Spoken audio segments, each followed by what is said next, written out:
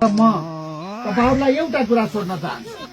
यो गठबन्धनको सरकार आउनु अगाडि एमालेको सरकारको पालामा चिनीको मूल्य 70-75 रुपियाँ केजी थियो, तर आज 110, 15, 20 कति छ।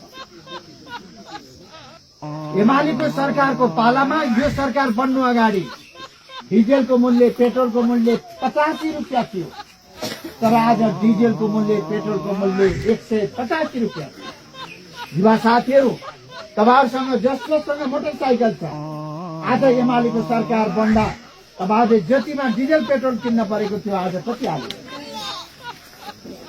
आज एक पोका खाने तेलको मूल्य पहिला कति थियो, आज कति छ?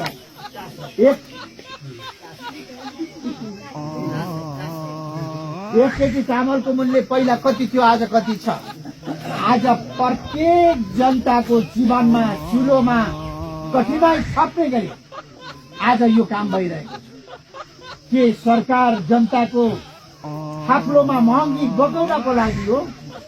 के भोट, के जनताले आफ्नो टाउकामा महँगी थप्नको लागि हो? आज विकासका प्रक्रियाहरू हामी अगाडि बढाउन चाहिँदैन, उनीहरू रोक्न चाहिँदैन। त्यस्तो अवस्थामा म तपाईहरुसँग अरू धेरै कुरा गर्न चाहन्छु।